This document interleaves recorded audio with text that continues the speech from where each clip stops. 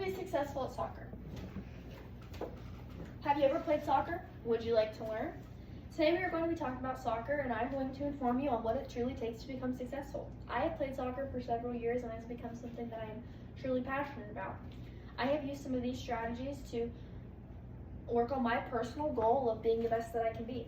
Some questions you may be asking are, what equipment might I need? How do I play? And what does it truly take to be successful at soccer? Well, not to worry, I'm going to be going over all these questions and more. First thing you'll need to be successful at soccer is the correct equipment. This equipment is necessary not only for your safety, but to help you put your best foot forward on the field. The first thing you will need are cleats. When playing soccer, you must wear a specific type of cleat made specifically for soccer. The main difference between these cleats and other cleats like baseball or softball cleats are the fact that they have a plastic sole rather than a metal sole. Soccer can get quite physical when everybody is fighting for the ball, so stepping on someone or accidentally kicking and cutting them with metal cleats could be very easy. So needless to say, you will not be allowed to play or even step on the field with metal cleats, and it is best just to stick to soccer cleats.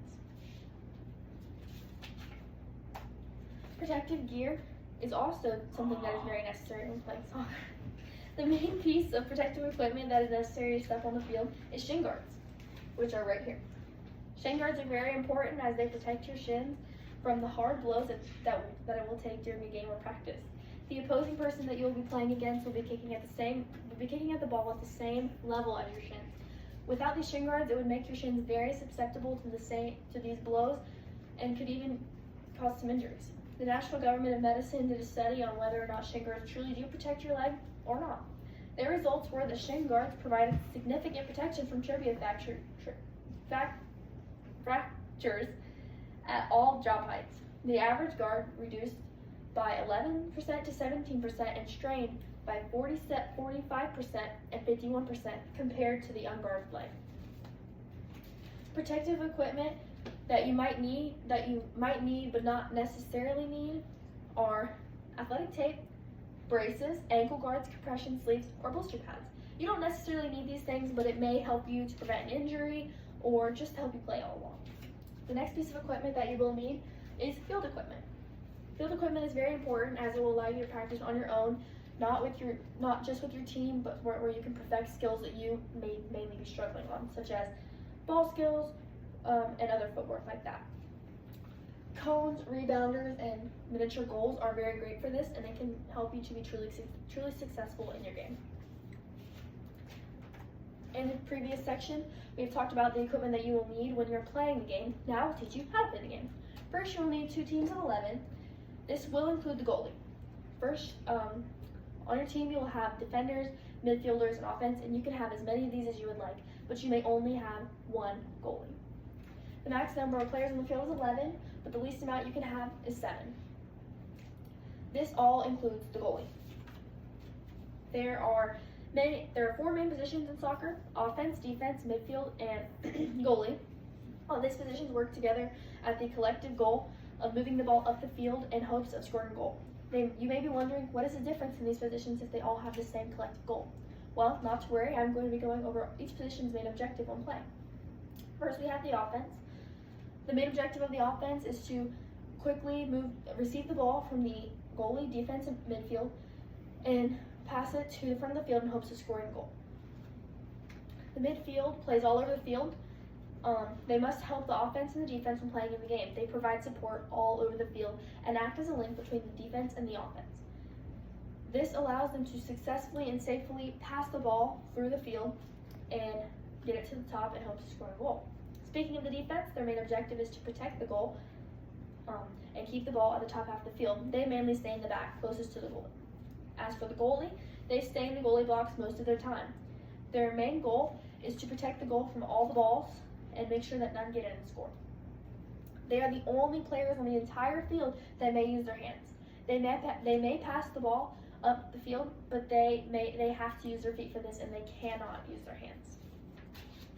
Now that we have the proper equipment and know how to play, we can go over how to be successful in soccer. Have you ever heard the saying that practice makes perfect? Well, it is very true.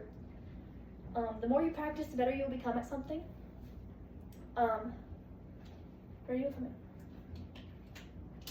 There's many things. Many of the most successful players practice even outside of their required practices. There's so many things that you must practice by yourself, not just with your team. There's your shots on goals, your footwork, your ball control, and how to maneuver the ball up and down the field.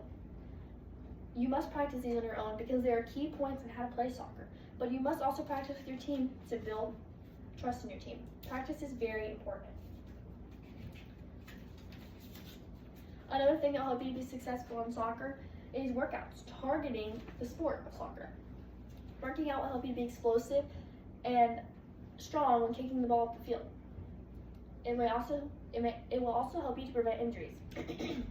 The stronger the muscles and joints are, the harder it is to injure them. The Center Foundation came out with an article talking about how warm-ups and workouts are essential to student athletes. They said that workouts and warm-ups help to increase blood flow to your heart, increase your body temperature, and increase your heart rate to have your body adapt to the way that it will be playing for the next couple of hours. The final thing that will help you to be successful in soccer, and maybe the most important, is your mindset. Having a positive, determined mindset is the best way to be successful. You cannot have a negative attitude or not be determined to be successful. You must believe in yourself. You must be a leader in your sport, not only to ensure you are successful, but to ensure your team is successful. You must have self-confidence. Try University wrote an article about their athletes, explaining how if they allow themselves to have self-doubt instead of self-confidence, they will perform worse. They talk about how self-doubt turns into injuries and even failure, and how athletes that allow the tiniest bit of self-doubt into their minds, they have all seen a decrease in their performance. In conclusion, I would like you to keep these 3 things in mind. To be successful in soccer, you need to have the proper equipment, know how to play, and most importantly, have the correct mindset. I know that it may seem hard, and I'm not saying that it'll be easy, but when you truly put your mind to it and get yourself into the correct mindset, you will be able to succeed.